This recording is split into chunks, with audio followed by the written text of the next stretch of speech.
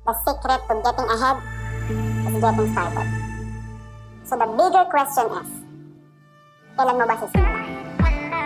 Kasi when it comes to pagsisimula, a lot of people will say, maaasa mahirap, baka hindi para sa akin. Maulan ngayon, meron tayong crisis ngayon. Wala akong pera, wala akong trabaho, wala akong natapos, wala akong tiwala sa sarili ko. Hindi ako magaling, hindi pa ako magaling. Hindi ko alam kung paano. Ang daming negative. And yes, there's a lot of excuses. And those are valid excuses na pwede mo sabihin para hindi mo masimulan. Alam naman natin, napaka-negative ng mundo. May mga tao na kapag sinare mo yung pangarap mo, hindi ka pakitingin. Yung iba, pagtatawanan ka pa. Yung iba, pupusgahan ka pa. Yung mga tao na kapag nag-share ka ng negative ng mga bagay na hindi magandang nangyari sa'yo, mas samantalihin nila yun para i-mindset ka, para i-down ka lalo. Kasi vulnerable ka.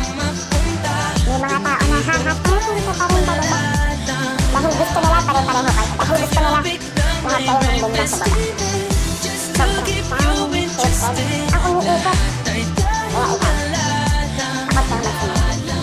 Maraming tao na nagsasabi na pag hindi ka makatapos, hindi ka magiging successful. Ang daming tao nagsasabi na kailangan mo ng malaking puhunan, kailangan mo ng malaking pera para magnegosyo ka. Ang daming nagsasabi na kailangan magaling ka bago ka magsimula. Ang daming nagsasabi na kailangan, sigurado. Sigurado ka ba dyan? Kaya mo ba talaga? Baka naman hindi yun para sa'yo. At ang mahirap doon, hindi nyo iniisip mo na baka hindi yun para sa'yo. Kaya lang, kailan mo ba talaga sisimulan? Ano bang hinihintay mo? Kasi kung titingin ka lang sa mga excuses, again, there are a lot of valid excuses available. Kami, nakarating kami kung nasan kami ngayon, nabibili ko yung mga bagay na gusto ko, ang dami kong negosyo, lumalaki ang negosyo ko, mainly because lahat ng excuses ko, tinapon ko na. Ang problema, tinapon namin yung excuses namin, pero bakit mo pinupulot? Bakit mo pinupulot yung excuses na tinapon na namin? Ang hirap sa iba, nakatingin lang lagi sa excuses, sasasabihin ng ibang tao. So I will ask you again, ano bang hinihintay mo? Hinihintay mo pa bang may nangyaring hinihintay? Hinihintay mo pa bang may nangyaring hindi mo gusto? Hinihintay mo pa bang maging worse yung sitwasyon mo? Kasi yes, na-excuse ka ngayon.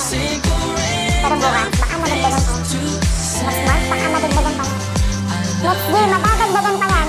And we don't know anong sitwasyon meron tayo next year. Yes, wala kang pera ngayon. Yes, hirap na hirap ka ngayon.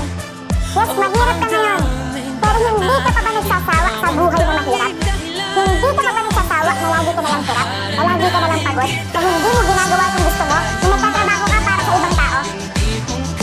Hindi ka pa ba napapagod maging insecure na lagi ka lang nakadepende sa ibang tao? Na lagi ka nakikinig sa sinasabi ng ibang tao? Na lagi ka nasasaktan pag meron kang naririnig kahit hindi naman talaga para sa'yo? Hindi ka ba napapagod maging malungkot dahil wala kang pera? Dahil hindi mo nagagawa yung mga bagay na gusto mo? Dahil hindi mo rin natulungan yung pamilya mo? Yung magulang mo? Yung anak mo?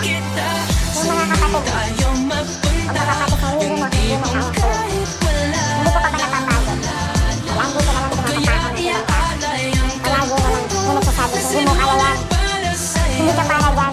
Hindi ka magiging successful? Hindi ka pa ba napapagod?